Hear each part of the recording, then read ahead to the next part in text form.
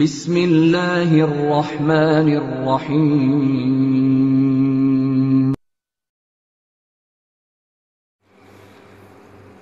আসসালামু আলাইকুম রহমতুল্লাহ বারকাতুহু। এক ভাই প্রশ্ন করেছেন যে তার কোনো সাথী ভাই নিজের স্ত্রীকে রাগান্বিত হয়ে একসাথে 3 তালাক দিয়েছেন এবং তালাক লিখেও পাকা করে ফেলেছিলেন। দিতে 2 দিন দেরি হওয়ার পর মাথা ঠান্ডা হয়ে গেলে উনি এখন সমাধান চাচ্ছেন যে কি করে স্ত্রী ফেরত নেওয়া যায়। তো এই হলো তার সমস্যা। তার সমস্যার সমাধান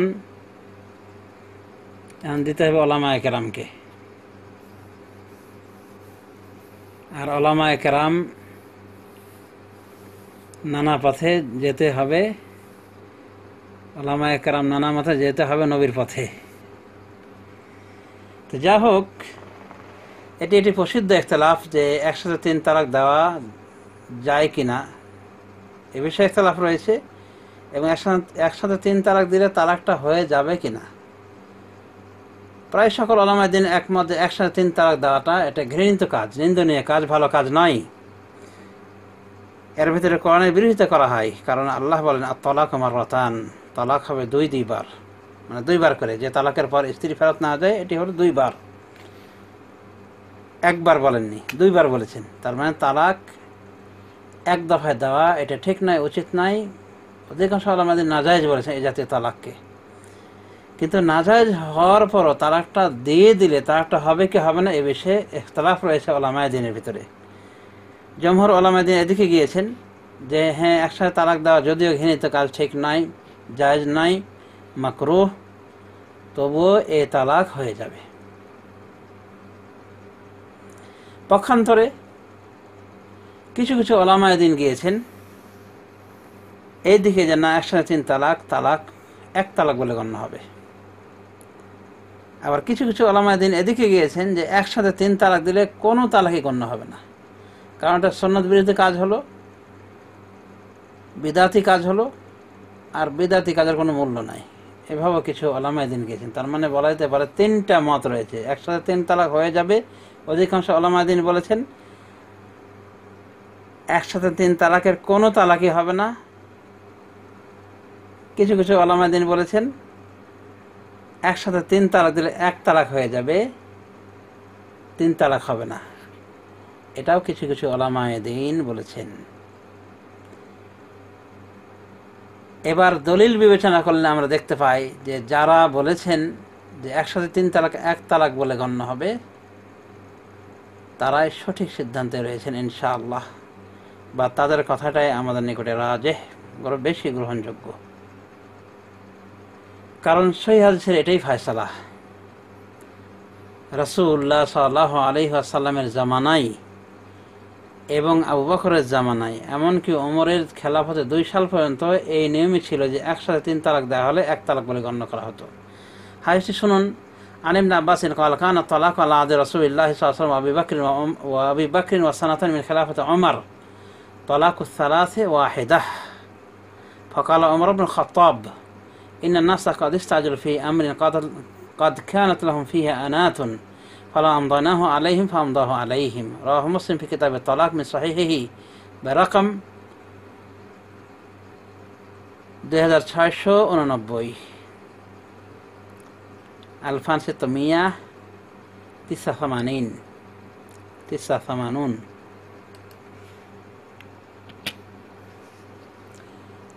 হাদিসের অর্থ হলো ইবনে আব্বাস রাদিয়াল্লাহু তাআলা আনহুমা থেকে বর্ণিত, তিনি বলেন রাসূলুল্লাহ সাল্লাল্লাহু আলাইহি ওয়াসাল্লামের যুগে এবং আবু বকর রাদিয়াল্লাহু আনহুর পূর্ণ শাসন আমলে ও ওমর ফারুক রাদিয়াল্লাহু আনহু এর প্রথম 2 বছরের খেলাফত কাল পর্যন্ত একসাথে প্রদত্ত 3 তালাককে একটি মাত্র তালাক গণ্য করা হতো।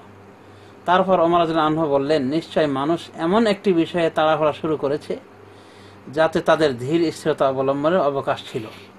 অতএব যদি আমরা তাদের উপর তা জারি করেই দিই তাহলে হয়তো ভালোই হতো। মানে এটা উনি মনে করলেন যে যদি আমরা এটা জারি করেই দিই তার মানে তাহলে এটা ভালো হতো। অতঃপর তিনি তা অর্থাৎ একসাথে প্রদত্ত 3 তালাককে 3 বলে তাদের উপর জারি করে দিলেন। এই হলো সামান্য ব্যাখ্যামূলক অর্থ। হাদিসটি দেখুন সহিহ মুসলিম তালাক অধ্যায় হাদিস নম্বর 2689।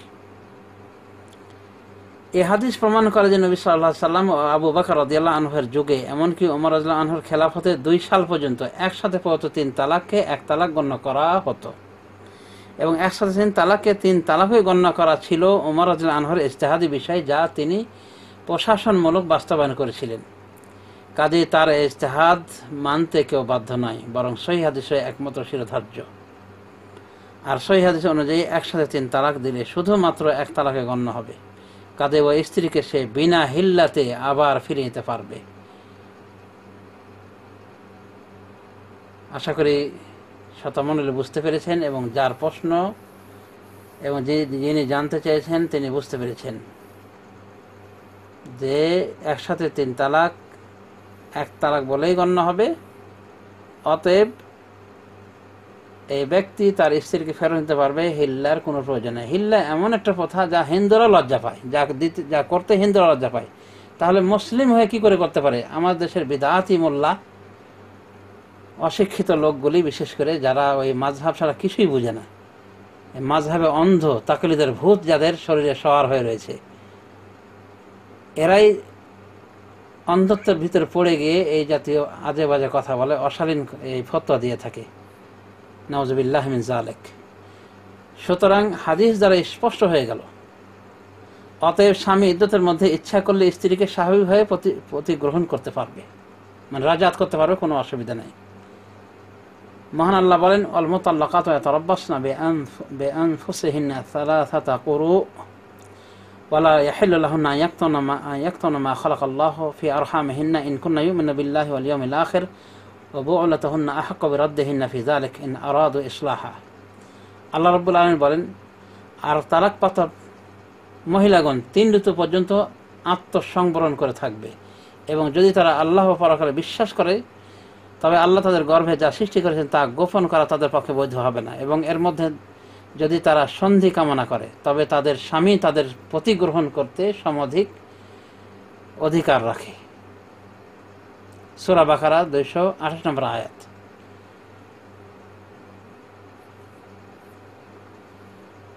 এখান থেকে আমরা বুঝতে পারলাম যে স্বামী প্রত্যাগ্রহণ করার বেশি অধিকার রাখে, অর্থাৎ ইদ্যতের ভিতরে স্বামী তাদেরকে ফিরিয়ে নিতে পারবে, স্বামী তার স্ত্রীকে ফিরিয়ে নিতে পারবে, কোনো সমস্যা হবে না। তালাক দিয়ে দিল, স্বামী তার স্ত্রীকে ফিরিয়ে নিতে বেশি হকদার। তবে ইদ্যত তথা 3 ঋতু বা 3 মাস অতিবাহিত হয়ে গেলে ওই স্ত্রীকে নিতে চাইলে তাদের মাঝে পুনরায় মোহর ধার্যপূর্বক নতুন করে আবার বিয়ে পড়াতে হবে, অর্থাৎ বিয়ে নবায়ন করতে হবে। অবশ্য এজন্য তথাকথিত হিল্লা নামক নোংরা প্রথার কোনো প্রয়োজন নেই। 3 মাস অতিক্রম হলে বিবাহ পড়া লাগবে কেন? কেননা আল্লাহ রাব্বুল আলামিন বলেছেন, ওয়াইযা তাল্লাকতুম নিসা ফাবালাগনা আজলাহুন্না ফালা তা'দুলুহুন্না ইয়ানকিহনা আজওয়াজাহুন্না ইযা তারাদাউ বাইনাহুম বিল মা'রুফ। সূরাতুল বাকারা 232 নম্বর আয়াত। আল্লাহ বলছেন, এবং যখন তোমরা স্ত্রী লোকদেরকে তালাক দাও, তৎপর তাদের নির্ধারিত সময়ে ইদ্যত পৌঁছে যায়, তখন তারা উভয়ে যদি পরস্পর প্রতিবিহিতভাবে সম্মত হয়ে থাকে, সে অবস্থায় স্ত্রীরা নিজ স্বামীদেরকে বিয়ে করতে গেলে তোমরা তাদেরকে বাধা প্রদান করো না। তবে নিজের স্বামীকে তাদের আবার বিয়ে করা লাগবে যদি 3 মাস পার হয়ে যায় তালাক দেওয়ার পর। আশা করি বুঝতে পেরেছেন। সুতরাং প্রশ্নে উল্লেখিত ভাইয়ের যে অবস্থা বুঝতে পারা গেল যে অল্প কিছুদিনের ঘটনা, 3 মাস অতিক্রান্ত হয়নি এখনো, অতএব স্ত্রীকে সে ফেরত নিতে পারে, কোনো সমস্যা নেই। এবং বিশেষ করে এই ঘটনাগুলি আমাদের দেশের মোল্লা মুন্সিদেরকে না জানা উচিত, কারণ তারা প্রপাগান্ডা করবে, মানে জাহালাতের বশবর্তী হয়ে তারা চিল্লাচাচা করবে এবং ওই 1 রাতের কন্টাকে বিয়ে দেবে, যেটা অত্যন্ত লানতের কাজ। রাসূলুল্লাহ সাল্লাল্লাহু আলাইহি ওয়াসাল্লামের ভাষায় যাকে হিল্লা করার জন্য আনা হবে সে হলো ভাড়াটিয়া পাঁঠা। সুনান গ্রন্থের হাদিসে রাসূলুল্লাহ সাল্লাল্লাহু আলাইহি ওয়াসাল্লাম একবার স্পষ্ট করে বলে দিয়েছেন যে ওটা ভাড়াটিয়া পাঁঠা, নাউযুবিল্লাহি মিন যালিক। এবং সাহাবী ইবনে ওমর রাদিয়াল্লাহু তাআলা আনহু বলেন যে আমরা এই জাতীয় বিয়েকে, অর্থাৎ কেউ যে আরেকজনের জন্য পূর্বের স্বামীর জন্য হালাল করে দেওয়ার নিয়তে বিয়ে করবে, মনে মনে নিয়ত রাখলো, এটাও হারাম হয়ে যাবে। রাসূলুল্লাহ সাল্লাল্লাহু আলাইহি ওয়াসাল্লাম এক হাদিসের ভিতরে বলেন, আল্লাহ উখবিরুকুম বিতাইসিল মুস্তাআর, আমি কি তোমাদেরকে ভাড়াটিয়া পাঁঠা ষাঁড় সম্পর্কে বলে দেব না? ক্বালু বালা ইয়া রাসূলুল্লাহ, তখন সাহাবায়ে কেরাম বলেন, হ্যাঁ অবশ্যই বলে দেবেন হে আল্লাহ রাসূল। কাল হুয়াল মুহাল্লিল, রাসূলুল্লাহ সাল্লাল্লাহু আলাইহি ওয়াসাল্লাম বলেন ওই ব্যক্তি হলো হালালাকারী অর্থাৎ হিল্লাকারী। এরপর রাসূলুল্লাহ সাল্লাল্লাহু আলাইহি ওয়াসাল্লাম বলেন লাআনাল্লাহুল মুহাল্লিলা ওয়াল মুহাল্লালা লাহু, যে হালালা করে এবং যার জন্য হালালা করা হয় উভয়ের প্রতি আল্লাহ লানত করেছেন। দেখুন ইবনে মাজাহ, হাকিম, বাইহাকি হাদিসটিকে আল্লামা নাসির আলবানী তার ইরওয়াউল গালিলে বিশুদ্ধ বলেছেন। দেখুন ইরওয়াউল গালিল হাদিস নম্বর 1897। সুতরাং হিল্লা প্রথাটি একটি জঘন্য প্রথা, যা কোনো ধর্মেই নাই। আর আগেই বলেছে যে হিন্দুরা পর্যন্ত লজ্জা করে। সুতরাং এই হিল্লা কোনো ক্রমে মুসলিমগণ গ্রহণ করতে পারে না। যারা গ্রহণ করায় তারা বিকৃত রুচির লোক, তাদের মাঝে এবং শিয়াদের মধ্যে কোনো তফাৎ নেই। রাসূলুল্লাহ সাল্লাল্লাহু আলাইহি ওয়াসাল্লাম আরেক হাদিসে বলেন, আরেকখানা হাদিসে এসেছে লান রাসূলুল্লাহ সাল্লাল্লাহু আলাইহি ওয়াসাল্লাম আল মুহাল্লিলা ওয়াল মুহাল্লালা লাহু, রাসূলুল্লাহ সাল্লাল্লাহু আলাইহি ওয়াসাল্লাম হিল্লাকারীকে এবং যার জন্য হিল্লা করা হয় উভয়ের প্রতি লানত করেছেন। দেখুন আহমদ, আবু দাউদ হাদিস নম্বর 2062, নাসাই তালাক অধ্যায় হাদিস নম্বর 3363, তিরমিজি বিবাহ অধ্যায় হাদিস নম্বর 1039, ইবনে মাজাহ বিবাহ অধ্যায় হাদিস নম্বর 1925। এভাবে বিভিন্ন হাদিস গ্রন্থে এই হাদিসটি এসেছে যে রাসূলুল্লাহ সাল্লাল্লাহু আলাইহি ওয়াসাল্লাম লানত করেছেন ওকে যে হালালা করে, এবং ওকেও লানত করেছেন যে ব্যক্তির জন্য হালালা করা হয়, অর্থাৎ পূর্বের স্বামী যে তালাক দিয়েছিল, যে নির্বোধ তালাক দিয়েছিল, মানে হোশ ঠিক না রেখে ওই রাগ হয়ে তালাক দিয়ে এইভাবে মানে বিপদ এনেছে সবার উপর। তো যা হোক, এই হলো ভাইজানের প্রশ্নের উত্তর। সেই হিসেবে আমরা বলতে পারি এতগুলি আলোচনার পর যে ইনশাল্লাহ তাদের স্বামী স্ত্রীর কোনো সমস্যা হয়নি, তবে একটি তালাক হয়ে গিয়েছে। এই এক তালাকের পরও বাকি থাকে 2 তালাক। এই 2 তালাকে আজীবন তারা সংসার করতে পারে। এমনকি একটা তালাকও যদি বাকি থাকে, 2টা তালাক যদি দিয়ে দেওয়া হয়, তবুও একটা তালাকে সারা জীবন চালিয়ে যেতে পারে। অতএব পরবর্তী জীবন সংশোধন করে তারা চলার চেষ্টা করুক। আল্লাহ রাব্বুল আলামিন তাদেরকে সে তৌফিক দান করুন। আমাদের মনে রাখতে হবে যে দলিল আমাদের সব থেকে প্রিয়, সুতরাং আমরা দলিলের সাথে ঘুরবো যেদিকে দলিল ঘুরবে। এবং মনে রাখবেন যে যারা একসাথে 3 তালাকে 1 তালাক বলেছেন তাদের পিছনে অনেক যুক্তি রয়েছে, দলিল রয়েছে, যুক্তি রয়েছে। যেমন একসাথে যদি কেউ সুবহানাল্লাহ, আলহামদুলিল্লাহ, আল্লাহু আকবার, ফরজ নামাজ ফরজ জিকিরগুলো যদি একসাথে বলে যে আমি 33 বার বলে দিলাম, হবে না।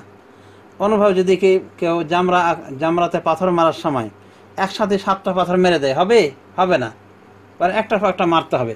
সুতরাং একসাথে 3 তালাক হবে না। যেমন একসাথে 5 ওয়াক্তের নামাজ যদি কেউ পড়ে নাই, তো কোনো নামাজই হবে না, একমাত্র ওই নামাজটা হবে যে নামাজের টাইম অনুযায়ী হয়েছে। যেমন ফজরের নামাজের টাইমে ফজরের 2 রাকাত পড়ে নিয়েছে, এরপরে জোহর, আসর, মাগরিব, এসা সব পড়ে নিয়েছে।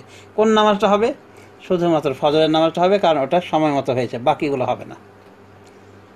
উলামায়ে দ্বীন যুক্তি হিসেবে পেশ করেছেন, বলেছেন যে এই তালাকের বিষয়টা এরকম, একসাথে 3 তালাক দেওয়ার নিয়মই যেহেতু নাই, নিয়ম বিরুদ্ধ কাজ, বরং একসাথে নয়, একবারে একটা তালাক দিতে হবে।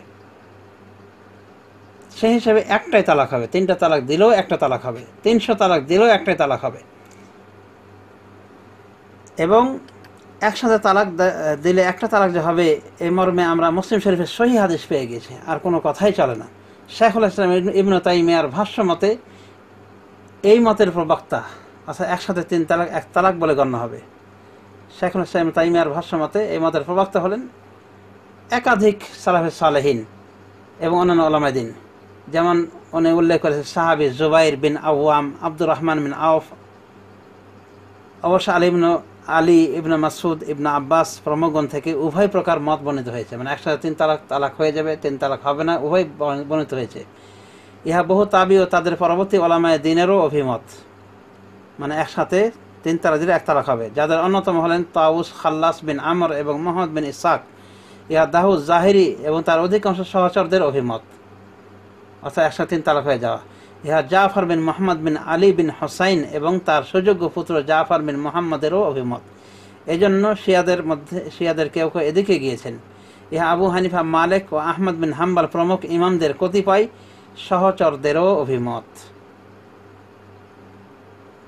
দেখুন শেখুল ইসলাম ইবনে তাইমিয়ার মাজমুল ফাতাওয়া, ফিকহ অংশ, তালাক অধ্যায়, জাদুল মাআদ প্রভৃতি। শেখুল ইসলাম ইবনে তাইমিয়া ও তার স্বনামধন্য শাগরেদ ইমাম ইবনুল কাইয়িম এই মতকে গ্রহণ করেছেন এবং সে অনুযায়ী তারা ফতোয়া দিয়েছেন। হানাফি মাযহাবের স্বনামধন্য আলেমে দ্বীন রশিদ আহমদ গাঙ্গুহি এই মতকে অবলম্বন করেছেন, অর্থাৎ একসাথে 3 তালাক 1 তালাক বলে গণ্য হবে। দেখুন ফাতাওয়া রাশিদিয়া, ভারত থেকে মুদ্রিত। মাওলানা মুমতাজউদ্দিন সে অনুবাদিত বুলুগুল মারামে উপরোক্ত মুসলিম শরীফে হাদিসটির টিকায় তিনি বেশ কিছু চমৎকারপূর্ণ কথা বলেছেন, যেটা সম্ভবত এই সংক্ষেপে বলেছে সম্ভব নয়, তবুও সংক্ষেপে বলার চেষ্টা করি। তিনি বলেন, একসঙ্গে 3 তালাকে 1 তালাক রাজি গণ্য করাটাই কোরআন হাদিসের শিক্ষার মূলনীতির সঙ্গে সামঞ্জস্যশীল ও সর্বাধিক যুক্তিযুক্ত। প্রসঙ্গত এই চিত্র তুলে ধরা যায় যে পাকিস্তান সহ মধ্য এশিয়া ও আফ্রিকার মুসলিম রাষ্ট্রগুলিতে একসঙ্গে 3 তালাককে তা যেভাবেই দেয়া হোক না কেন 1 তালাক রাজি বলে গণ্য করার সরকারি নীতি ও নির্দেশ জারি করা হয়েছে। এগুলো একই বৈঠকে তালাক শব্দ 3 বারে উচ্চারণ করার ক্ষেত্রে। কিন্তু যদি একই বাক্যে তোমাকে 3 তালাক দিলাম বলা হয়, তবে এটা কোনো দিক থেকে 3 তালাক হওয়ার সম্ভাবনার মধ্যে পড়ে না। আলোচনার উপাত্ত বিষয়গুলির জন্য দেখুন জাদুল মাআদ, আর রওজাতুন নাদিয়া, এক মজলিস কি 3 তালাক, হায়াতে ইবনে তাইমিয়া ইত্যাদির বরাতে বাংলা বুলুগুল মারাম 2 নম্বর খণ্ড 95 পৃষ্ঠা দ্রষ্টব্য। আশা করি বুঝতে পেরেছেন সম্মানিত সুধী এবং প্রশ্নকারী ভাই। আমি মনে করি এখানেই যথেষ্ট। আমরা বুঝতে পারলাম যে হানাফি মাযহাবের ভিতরে কিছু লোক এদিকে গিয়েছেন, যেমন ফাতাওয়া রাশিদিয়াতে রশিদ আহমদ গাঙ্গুহি, যিনি হানাফিদের একজন মানে বলা যেতে পারে উনি মানিক।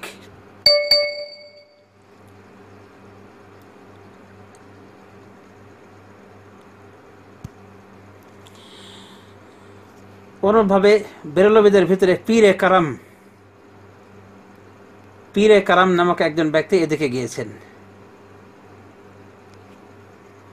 অনুরূপভাবে প্রত্যেক মাযহাবের ভিতরে কিছু না কিছু ইমাম মুহাদ্দিস গিয়েছে এদিকে যে একসাথে 3 তালাক 1 তালাকে হবে। আর আমাদের সবচেয়ে বড় কথা, আমাদের সাথে রয়েছে দলিল, আর আমাদের কিছুই লাগে না।